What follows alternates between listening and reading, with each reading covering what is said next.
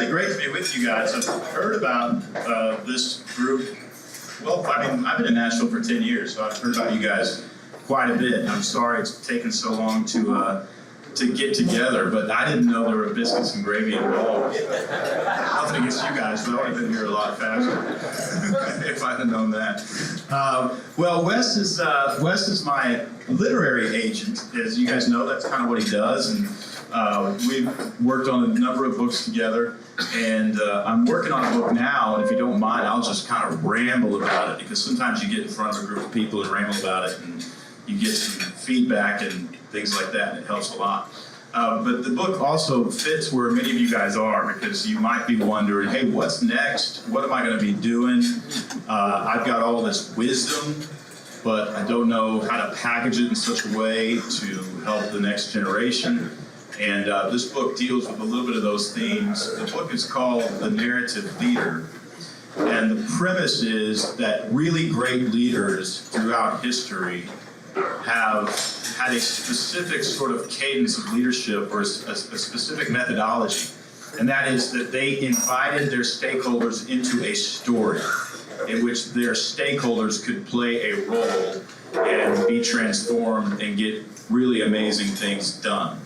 And I've thought about this from a marketing and messaging perspective for a really long time, but always in the back of my mind, I thought, this is the key to leadership. This is the key to getting people to pay attention to you and getting things done, is you have to invite them into a story. And we see it over and over in business, in politics, in education, in religion. We see pastors who invite people into a story, grow their churches and grow their impact. And adversely, we see people who have a lot of wisdom, but who don't know how to invite people into a story, get ignored. And what's really sad about that is they've got a lot of wisdom. They've got a lot to share, but nobody's paying attention to them. So these are the ideas that I began to explore. I thought I was going to get the book done in about a year, and got into it and thought this might be 2 years. Or it might be one of those things where you just research it forever and then you take it with you to your grave and never influences anybody, which would be great with my wife. But I got bills to pay, so I gotta get this book out. All right, so here's my thoughts on the idea. The idea is that if a leader runs a narrative leadership campaign, people will pay attention, and if they don't, people will ignore them regardless of how good their ideas are. Let's just look at some examples of this. Years ago, 10 years ago now, however many years ago, I got a call from a friend of mine, Pierce Bush. Pierce lives in Texas. He's the grandson of George H.W., and he runs a mentoring organization there. Well, he's the CEO of Big Brothers Big Sisters out in Texas. And I had a mentor organization, so he and I got in touch. We became friends.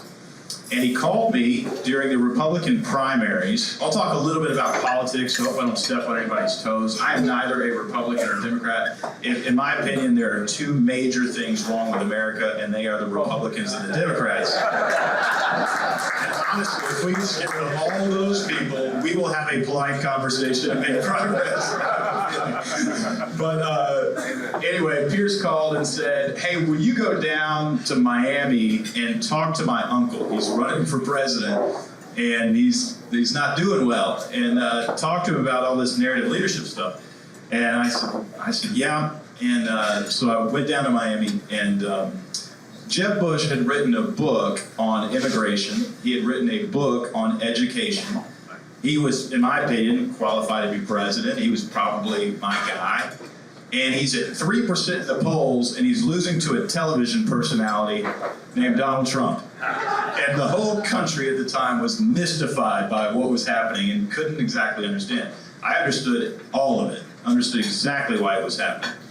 And went down and explained to Jeb Bush these concepts. I actually explained to his team. I did not meet with Jeb Bush. I met with his political team.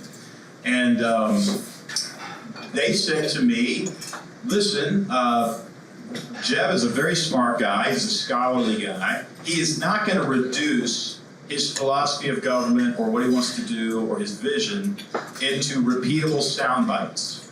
He is not going to do it. And I thought, well, he is not going to be president. That is exactly what you have to do. And I left those guys saying one thing. I said, look, you were doing everything right to prepare this man to be president and nothing to get him elected. And then I was in Finland speaking to about 8,000 entrepreneurs at the Nordic Business Forum. And 8,000 entrepreneurs in this giant arena. And I wanted to test how well the messaging was working coming out of the United States. And so I said, have any of you heard of a guy named Jeb Bush? And nobody raised their hand. And I said, can anybody tell me what Jeb Bush wants to do with America?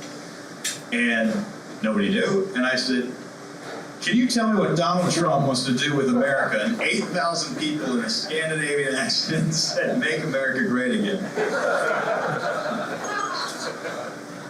And so I want to explore why that is just a little bit this morning, and the book will sort of explore that well as well.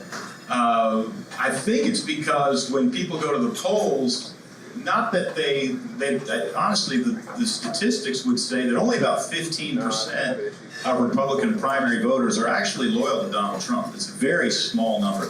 Another 15% are kind of loyal. They can have their mind changed. Another 30% are willing to vote for him, and then a small percentage just don't like it. So you talk about a very small number of people who gets to decide who we vote for president. That's also true, by the way, on the Democratic side. You know, the further left you get, you got about 15% who are loyal, and then it's about the same. But that 15% is really, really powerful. And what that 15% is actually responding to is a narrative. What they like is not actually Donald Trump. What they like is a clear, cohesive narrative that they can get behind. And what you see in the field is almost nobody else with a clear narrative. And so there were many people, I don't know if you guys remember, but there were many people out there in the body politic who could not decide between Donald Trump and Bernie Sanders. Do you remember that? They were split between those two. The far left and the far, and then what they were actually saying was, these are the only two who actually have a clear narrative I can understand. Right? Everybody else makes the mistake of thinking you vote for a person for president. You don't vote for a person. You vote for a story. And you don't vote for their story, because Donald Trump has never once told his story. He invites you into a story in which you get to play a role combating an enemy who's going to do awful things to you. Most of this is fiction, but it doesn't matter if it's fiction. The mind can't tell the difference hardly between fiction and nonfiction. It just wants a good story. So what that says to me is, what if we got the good leaders, what if we educated the good leaders on these human dynamics so that they can lead better? And so that they can get people behind their vision? What if we did that? So I'll explore a little bit of these ideas with you this morning. And the first one is this. It's not something you do. It's actually a change of mindset. It's somebody you are. And you need to become or embody a specific role if you want people to buy into your vision and follow you. And that role is, we call it, in my office, we call it the guide. In narrative structures, there are really a few characters that show up in every story. Every movie you watch is going to have a hero, it's going to have a victim, it's going to have a villain, and it's going to have a guide. And the guide is the character in the story who helps the hero win. The story is not about the hero. I mean, it's not about the guide, the story is about the hero. But the guide is the character that helps the hero win the day. So Yoda is the guide to Luke Skywalker. Haymitch is the guide to Katniss. Dumbledore will be the guide, one of the guides to Harry Potter. Mary Poppins is actually the guide to the father in the old movie Mary Poppins. There's a guide whose job is to help the hero win the day. And rule number one, if you want to be a narrative leader, is you have to play the guide and not the hero. The story cannot be about you. It can't be about you. It has to be about the people who you are helping. And you are inviting them to play a role in a story that makes their lives better. That's key number one. In fact, if you play the hero, you are bound to be ignored. And there's a couple reasons for that. One of the reasons is that everybody wakes up as a hero in a story. I woke up this morning, knew I needed to come out to Franklin, and had my clothes laid out in the bathroom so I wouldn't wake my wife up, all that kind of stuff. It's a hero who has something they need to accomplish and overcomes a challenge to do it. That's every story you've ever heard. And so we all identify as a protagonist in a story. So the problem is, when you say, hey, Don, what's your story? And I say, well, I'm a speaker and I'm going out to Franklin to meet these guys. What your subconscious hears is, oh, he's a hero in a story just like me. But we are in separate stories. Don has not entered into my story. He has his own story. And when we play the hero in a story, what we do is we separate ourselves from the community that we're around.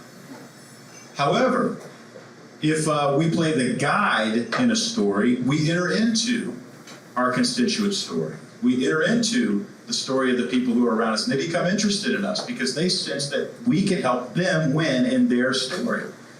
So what's interesting about the guide character in the story, Gandalf, Yoda, Obi-Wan Kenobi, remember Daniel in the Karate Kid, right? These are the guides who are helping the hero win. What's interesting about the guide in the story is the guide is actually the strongest character in the story. They are the most capable character, but the story's not about them. The story is about the weak character who is becoming strong.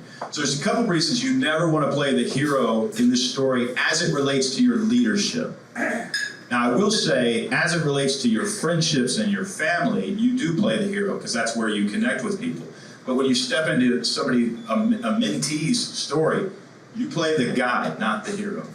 There's a couple reasons. One is, as I mentioned, the hero is actually a weak character. It's the second most weak character in the story. The victim is the only character that's more weak than the hero.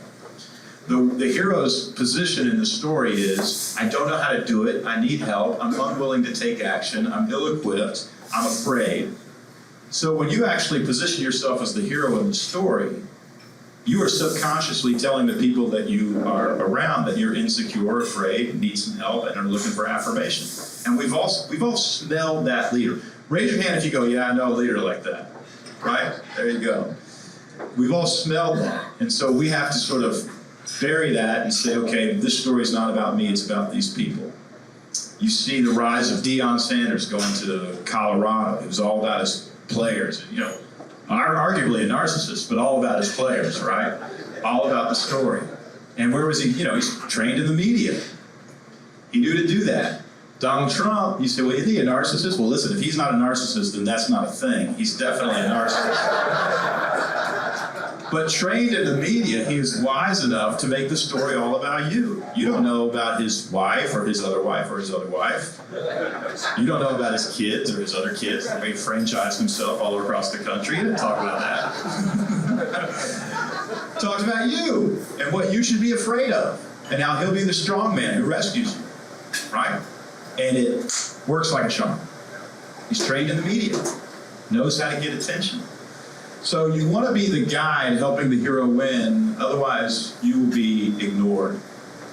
And often, never say outside this room that I said this, but in the grand narrative of the world that as you and I understand it, Jesus is actually not the hero of the story. He's not. He's the guide. He's the one who has already conquered the hero's pain and is now teaching them to live. You're the hero in the story. He's the guide helping the hero win. One of the interesting things about guides in stories is they don't evolve, they don't change, they don't transform, they don't get stronger. They are strong. Where do you think that character came from in the subconscious of the human mind who responds to these narratives? It came from Christ.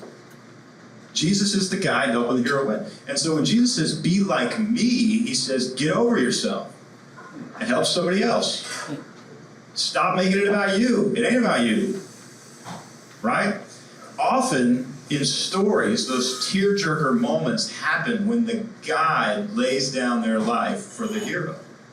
How many of you, raise your hand if you got a little choked up when Tom Hanks died in Saving Private Ryan? Moving scene, guide dying for the hero. It's a formula, and it works. It works because I believe it comes from reality that our guide died to bring the hero home. And you and I are heroes. But the great transformation that takes place in life is you earn your stuff, you figure your stuff out, you get some wins, you secure your identity, and then you begin realizing this isn't as fulfilling as it used to be. And we transform and say, you know what, let me help somebody else, and you discover that is fulfilling. I remember interviewing Pete Carroll. I'm a Seattle Seahawks fan. Before living here for 10 years, I was in Portland, Oregon for 20 years, and so became a Seahawks fan. And I contacted the Seahawks headquarters there and said, hey, can I get an interview with Coach Carroll? Coach Carroll's team wrote back and said, you can have 15 minutes. I said, okay, I'll talk fast. So I go up into the Coach Carroll's corner office there. He's got the Lake Washington right there, and the practice field, beautiful facility there in Seattle. 2 hours later, we're still talking. And it's right before the draft. They're preparing for the draft. They're about to draft a guy named Russell Wilson. And the coaches kept poking their head in the office saying, Coach, you gotta get out of here. And he goes, hold on, and he keeps talking to me. One of the things that I asked him, I said, hey, how did you learn to make it not about yourself? And how did you learn to invite other people into a story? And he said, well, I was lucky enough to win at an early age. I said, what do you mean? He said, well, I won in sports. I was a good athlete and I won. And I said, why was that lucky to have done that early? He goes, because it helped me realize really early that there's nothing fulfilling about it. There's nothing fulfilling about winning. There's a law of diminishing returns. It just means less and less and less. And if you keep chasing that, you're called an addict. And he said, but then what I did was I turned around and helped somebody else win. And that, there is no diminishing return on that satisfaction. Isn't that awesome? 2 years later, he goes on to win the Super Bowl. And then almost another, but Russell did not give the ball to Marshawn Lynch. That was the last football game I've ever watched. Just give him the ball. We got to stop and just have a moment of silence. All right, so, there's a principle. Principle number one is play the guide, not the hero. And how do you play the guide? Two things that you guys want to remember as you're interacting with people who you are mentoring and you are leading. And by the way, that's a truckload of people. So, Don, I don't mentor anybody. That's bullshit, you know it. You mentor a ton of people. It may not be called that, but you do. And so they are watching you. They are watching you. And they're seeing how you live. So there's two things that you want to do that they do in story structure. And I think I've indicated that if they do this and it works in stories, it must come out of some sort of laws of reality. So the two things are, one is empathy. Empathy is very important. In order to play the guide, you need to be very empathetic with the pain that your mentee or whoever it is you're influencing, your leadership team is dealing with on a human level. And this is not natural to me. Jim and Shanair have known me a long time. Wes has known me a long time. I'm an Enneagram 3 with a 3-wing. I just see any other wing as a waste of time and effort and inefficiency toward getting us a win. Right? And then on the disc test, I'm only D. There's nothing else. Literally, I'm supposed to give the report to my assistant because it says to my assistant how to work with me. And it literally says, do not talk about anything that does not help him achieve his goals. That's it. Just don't bring it up. And I thought, that's a monster, so I just didn't give it to them. Because it wouldn't help me achieve my goals. This is new to me. I mean, sitting down and really connecting with people on a heart level without trying to advance any sort of agenda. Wes said it best in the introduction. He said, you as a person is going to matter way more than you and your ideas. Just being there. And of course, as we get older, we realize that. We wish we'd have known that when we were younger. But to be able to ask questions, and what I've learned, and I learned this from a guy named Michael Bungay Stanger. He wrote a book called The Coaching Habit. It's a really good book. He said, whenever you ask a question, ask a follow-up question, and then ask another follow-up question. In other words, ask, tell me more about that. And how did that make you feel? And as guides, what we want to do is we want to keep asking questions till we find something that pulls at our hearts and connects our two hearts. And then when you finally say, I remember when I lost my wife, right? And now we're there. So the first thing is to connect, and the way you connect is through empathy. But empathy can't work by itself. It has to be paired with another characteristic in order for us to be seen as the guide and to have people follow our leadership. And the other thing it has to be paired with is competency. We actually have to know what we are doing. We can't be incompetent. So caring about somebody and being their friend and not knowing what we're doing is not good leadership. The one and the two punch have to go together. And you say, well, Don, the next generation doesn't like authoritarian figures and they don't want, chain of command leadership and all. It's crap. That's not true at all. If you take a 20-something to a nutritionist, and that 20-something says, I need to lose about 30 pounds, it's driving me crazy, I don't know what I'm doing. And the nutritionist says, me too. We're at the wrong nutritionist. I mean, you gotta know something. So every story starts with a hero in a hole, and the guide, by the way, doesn't rescue the hero, they just teach them to get out of the hole. And the guide has to empathize, but also know how to get out of the hole. And one of the things that we want to do as men, as guides, because I'm in a room full of guides right now, one of the things you want to do is be able to say, hey, what holes do I know how to get people out of?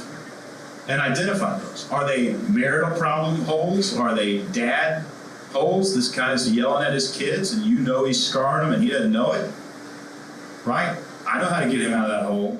But if you can identify the holes I'm good at getting out of, it will give you a vision for your life. Because now you know, wait, I know how to get out of that hole. I know how to save a ton of money on taxes. I know how to, whatever. Identify those holes and know that and then look around for people in them. And then empathize with those people. And you'll be doing exactly what Jesus did in his life. All right, there's a couple other things that you want to do as a narrative leader. There's three. First, the big one is play the guide, not the hero. That's the big one. The three things you do as the guide, though, is one, you cast a vision. If you want to change the world, you have to have a vision for what you want the world to actually look like. Now, going back to politics, and again, I'm no fan of either. I'm not really a fan of either party. I think that there's some politicians I like out there. I don't mean to be totally negative. But, one of the things that was true in our recent political history is that, as interesting as it was, Donald Trump was casting a sort of vision, right? Make America great again. When I went down to see Jeb Bush's team, his tagline for his campaign mantra, whatever you call it, was Jeb can fix it. Now who's the hero? Jeb, what do we know about playing the hero?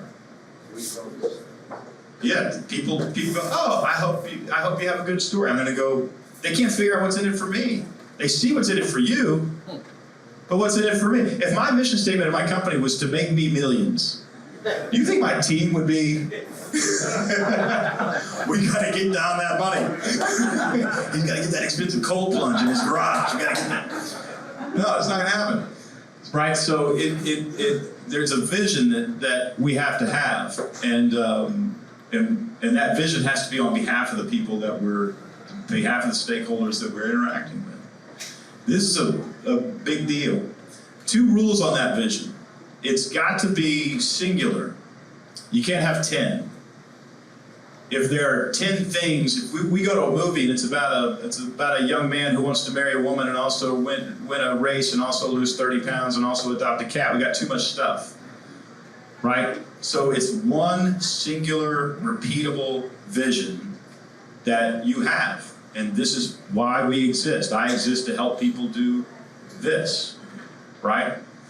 The next one, and this is even harder for a lot of us in the room, is it can't be vague. The vision can't be vague. It can't be elusive. I'll review in marketing collateral, I'll review websites, and I'll go to somebody's website and it'll say, trust is the commodity we exchange. have no idea what that means or what that, it sounds smart, but it means nothing, right? There was a campaign in the NFL, it's still going on, I think, but they were painting in the end zone for maybe 3 or 4 games out of the season, the words, crucial catch. And there were these colorful bars in the end zone. And when I first saw that, I thought, oh, that's a Kodak camera, or Polaroid camera campaign. They must be selling digital cameras like Catch the Picture, you know? It turned out, 2 weeks later, I find out it's a cancer awareness campaign. How did that happen? Yeah, well, some ad execs got around a table in a room and said, well, how do we help people more care? Well, if you catch cancer early, you can stop it. We got to catch a ball in the end zone. It's a crucial catch. It's a crucial catch if you catch cancer. Hey, let's pray crucial catch in the end zone. They failed to realize nobody else was going to be in the room or was in the room when they came up with that idea. So at the end of distribution, all they did was pay millions of dollars to confuse everybody.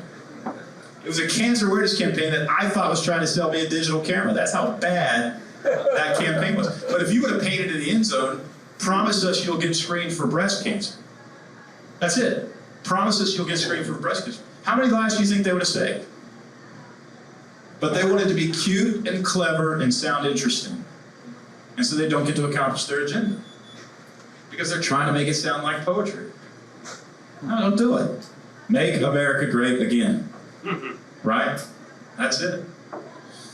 The next thing that you actually want to do, and it's almost as important as the first thing in casting a vision. If we want to get people following our leadership, the thing that we want to do most also is identify the threats that this vision is protecting you from. This is a big one. And it's the thing that Trump was so good at that Bush was not. Jeb Bush was not. Identifying what's going to hurt you, what's going to take you down, what you should be afraid of. Now that is classic manipulation, but it says something about the way the human brain responds to it. If your vision isn't protecting us from something dangerous or hard or whatever, it loses narrative interest. Because by God, I am literally designed to protect myself from threats at all times. In fact, my mind is always thinking about what could take me down. That's why I look both ways before I cross the street, right? You're always thinking about threats, and you're an animal, and God designed your mind to keep you on the planet. It's its dominant job. And so it becomes very good at finding threats. In fact, the brain is so focused on finding threats. If there are 10 good things happening and 1 bad thing happening, right? What are you going to focus on? There are 10 old friends in a room and 1 stranger with a gun. What are you going to focus on? Well, hold on, let me say hi to my friends. No, in fact, it's true in literature. If you read a book, any good book that you've read, James Patterson, any of these spy novels, every page is full of conflict. I teach a writing course sometimes at my house. We have this kind of event space behind the house, and there's about 1,000 books on the bookshelf. And I do this exercise with everybody in the writing. I say, hey, one of you go over to the bookshelf and pull a book off of it. Then somebody gets up, they pull a book off the shelf. I say, open the book up, put your finger down on any paragraph. Open the book, put the finger down on any paragraph. I go, that paragraph is about conflict. Something hard is happening in that paragraph. And then they read it, and it is. Because I only have good books on my shelf. And I know, if you pick up Harry Potter, every single paragraph, even a memoir, you read Frank McCourt's Angela's Ashes? Raise your hand if you read that book. If you haven't read that book, you gotta read that book. You won a Pulitzer, I think. You won a Nobel Prize or a Pulitzer Prize? Pulitzer. Maybe both. Anyway, you put your finger down in a paragraph and something hard is happening to a young Irish kid. He's starving, right? Something's going on. Nuns are beating him up, whatever. It's happening right there in that book. Because the human brain is drawn to conflict. And so if we don't say, hey, I want to make this happen in the world so that this doesn't happen, we don't get an audience's attention. The problem is the hook. The last thing, the third thing that you need to run a narrative leadership campaign is what I call a trigger phrase. A trigger phrase is a phrase that you can repeat that encompasses the controlling idea of the narrative leadership campaign. Make America Great Again is a trigger phrase. On and on. We've been doing some writing for the Nikki Haley campaign for Americans for Prosperity. The trigger phrase that I wanted to run with was restore our values. If you want to get through the Republican primary and beat Donald Trump, go with restore our values. Legally, I'm not allowed to talk to the Haley campaign because I'm working with a political action committee, but they did not run with that campaign. And what they were going to do is look at surveys and then respond in the moment to specific voters on what they cared about. And I said, well, you're going to lose this election. Because you're not inviting her into any kind of story. And by the way, that's not leadership, that's called following. When you're looking at polls and what the body politic wants, and you're giving them what they want, they're leading. You are not inviting them into a better story. And so you shouldn't be president anyway. So we've got to be able to have a trigger phrase that helps. There's a company in the marketing world that called Dreambone. Dreambone sells $100 million worth of dog bones a year. And very smart people flying in from all over the world. We met in Florida and kind of spent a day with them. And very, very smart people. And going around talking about this narrative leadership stuff, and I said, hey, what's the controlling idea of a dream bone? Like, what do you mean controlling idea? Like, what's the idea that the whole campaign centers around? The idea that you're attempting to get out there into the world. And I don't know if we have one. We kind of say more healthy than rawhide. I'm like, okay, well, more healthy than rawhide is not going to sell any dog biscuits. And I said, I've had dogs. I've had a chocolate lab that Betsy refers to as my first wife, and we have but we're not allowed to marry our dogs because certain politicians frown upon those sorts of things. So, world's changing soon. We'll get there, man. The only reason I buy a dog bone is to distract my dog. That's it. Like, if I got people coming over, I try to get a big old meaty dog, throw the dog on the back porch, and happy as a clam, right? So what would happen if the best way to distract a dog were on this packaging? And what would happen if 5 years from now I could stop anybody on the street and I could say, what's the best way to distract a dog? And they say dream bone. Now you're doing 100 million now. 5 years from now you can stop anybody on the street, and if I say, what's the best way to distract a dog? And they say dream bone. How much more money are you making? They said 200 million. I said, not 200. You're making 5 billion, right? Because there's a controlling idea. And there's a story. I've got a dog who needs to be distracted. I'm going to use your tool to distract that dog so that I can talk to people at my front door. That's the story. And your product is a tool. And the trigger phrase encompasses and embodies the entire thing. There's a guy down in Texas where I grew up in Houston named Jim Mackingvale. And Jim Mackingvale, some of you are nodding your head. If you're from Houston, you might not know the name, but he goes by Mattress Mac, and everybody in Houston knows who Mattress Mac is. And when I was a kid, there was this guy on television sawing mattresses in half with a chainsaw, saying, I've lost his mind, I've cut my prices in half. That guy's, he's probably a billionaire by now. And he's done it with just a catchphrase, a trigger phrase. Gallery Furniture will save you money. That's it. And he's just repeated it 50 million times. And I think a lot of times we just overthink this. But if you have a vision for a better whatever, a better family, a better church, a better, whatever that vision is, and you can cast that vision and clearly articulate that language, and you've identified the threats that your vision will protect people from, and you have a trigger phrase that embodies the entire campaign, people will follow you. But in order to do that, you have to actually take the time and sit down and think through it. And a lot of us don't like that. We want to wing it because that's authentic and that's genuine, and I'm not the sort of person to be calculated and shrewd. I understand that. I learned a lot when I lived with a Bible scholar. I lived with a Bible scholar out of Portland for a long time. And he took me through a lot of the Bible, but one of the things that was fascinating was when he took me through the book of Hebrews. And Hebrews is written in an ancient Hebrew chiasm. It's an incredibly complicated literary structure. And and he even told me, I remember, I'll never forget, he said, a lot of people think Paul wrote this book, the Apostle Paul. He said, but the Apostle Paul didn't write this book. And I said, why? What do you see that the Apostle Paul wrote? He goes, Apostle Paul wasn't smart enough to write this book. Only scholars can be that arrogant. Anyway, what I took from that, the Gospel of John is also similar. It's not a chiasm, but it's similar. And in the sense that the Gospel of John Jesus will give a parable, and then he will do a miracle that matches the parable. And so that's a literary structure. It's a decision to write the book in such a way that you're highlighting this miracle with this parable, even though a lot more happened. You're leaving stuff out in order to guide and what that told me was God actually cares about you sitting down and thinking through what you're going to say and how you're going to say it. And he chooses men who are willing to do that, who are willing to not mouth off, but sit down with a journal and think it through, and then watch the words that come out of their mouths. Two things in closing that happen when we invite people into a story. One, we help them find meaning in their life. If you are not actively involved in a story that is making something beautiful happen and fending off a threat, you will enter into a narrative void. Viktor Frankl writes about this in his book, Man's Search for Meaning.